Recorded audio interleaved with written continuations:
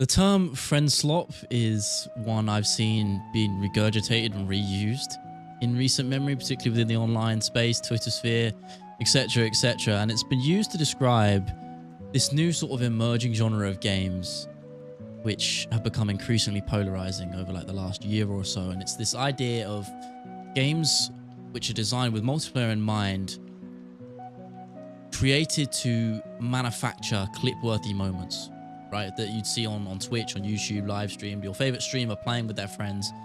These games are almost engineered, supposedly, to create these sort of viral moments. And I think the first one that I can think of in recent memory, which is probably most fitting for that term, whether you agree with it or not, is Lethal Company. And of course, on this channel, and welcome back, by the way, it's good to be back.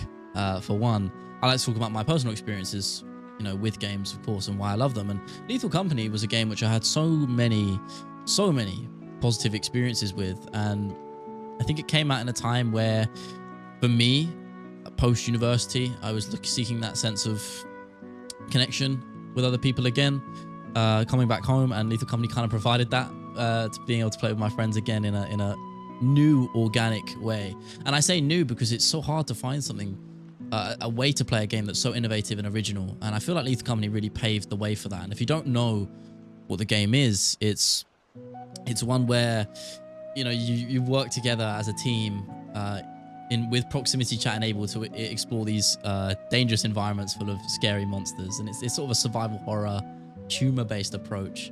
And through sheer word of mouth, and of course we talked earlier about the clip-worthy moments, it completely exploded. And with that came the rise of so many copies and clones to varying degrees of success. And I think that just rapid reaction of development from other developers and studios to try and ride that wave has resulted in this backlash and criticism. And the term friend-slop, and slop being an abundance of a thing, that's generally what that word connotes, or evokes that feeling of, right? A good example is something like Repo, which I think is a pretty solid game in its own right. And I think perhaps if it came out first, it would probably have the same merits that Lethal Company received. But I don't personally see it that way. I think it still feels like it's riding the wave. It still is a decent game on its own, as I said. But it follows that same pattern of playing with your friends, exploring an environment full of monsters and creatures which are out to very much kill you. And it can result in some level of hilarity and fun, but I think it wears off fairly quickly. And, you know, there's a lot of the cynics, I think, have tended to criticize this sort of genre, as I said earlier, for these moments becoming manufactured. And I think that's fair. I think you see something like Lethal Company, which all of those moments felt so organic. And definitely, while I feel it was the intention of the sole developer who made it to create those moments, I think it was more about emotion and feeling and what he wanted the player to feel, rather than, you know, what that could actually happen within the game. And I think that's why it was so successful. And, you know, this idea of connection is such a prevalent thing, because I mentioned it before, right, in terms of my own personal experience with the game.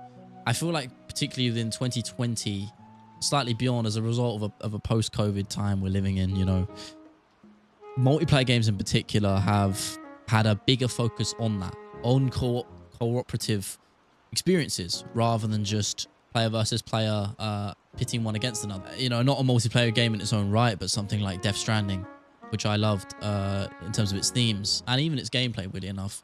And I haven't played its sequel yet, but I'm sure it's very much the same thing from what I'm hearing.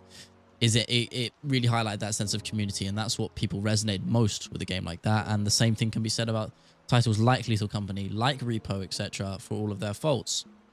And there's other ones, I think, when you exemplify the idea of friend-slop, if you're on that side of the fence of disagreeing with this sort of genre, you've got the content warning, another one, Headliners. Some of these I haven't played, all these Backrooms games, they're all very much follow the same formula, and a lot of them are very lazily developed, some done pretty well.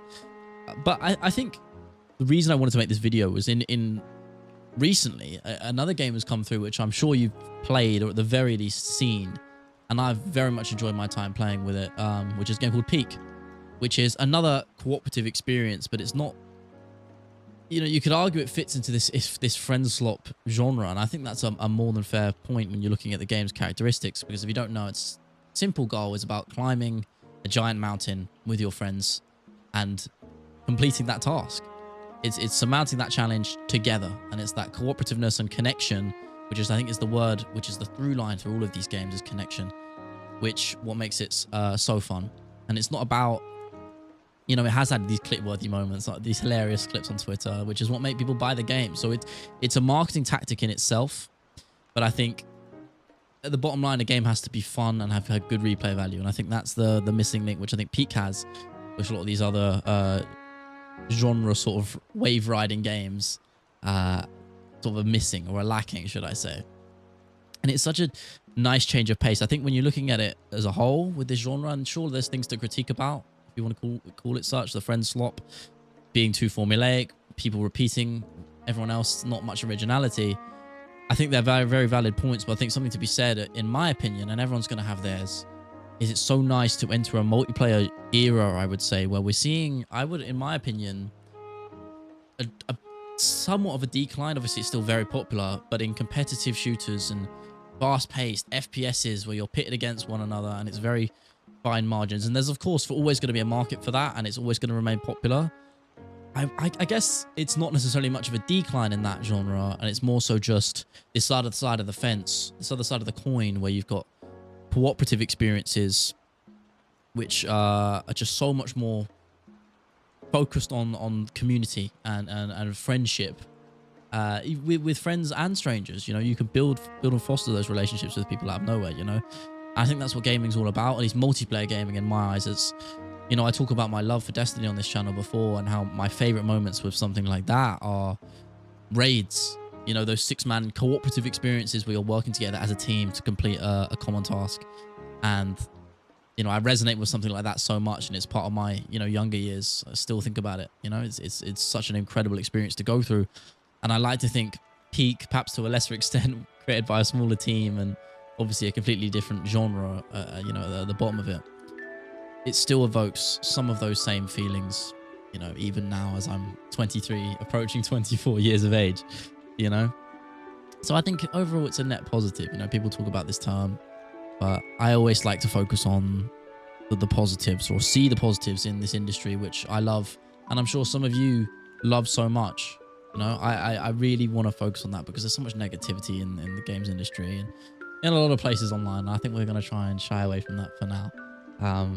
But yeah, thank you very much for watching. You know, it's so good to be back here. You know, again, I want to do more, and it's just been partially my fault. I mean, it has been my fault. It's on me to create these videos for you and talk about my love and experiences for games which I have been building up for so long. My priorities have just been on the MMA channel recently, and I really want to bring this back and double down on it, because I think deep within, this is what I love doing. You know, I love talking about things, for one. I love talking, and I'm doing far too much of it now, but I also just love, you know, highlighting my memories and my experiences for you guys, and I hope you can resonate with some of them, particularly if you had common ground there. You know, if you haven't, I hope you got something out of it either way, and plenty more stuff to come here. Thank you very much again, and I'll see you pretty soon. Have a good one.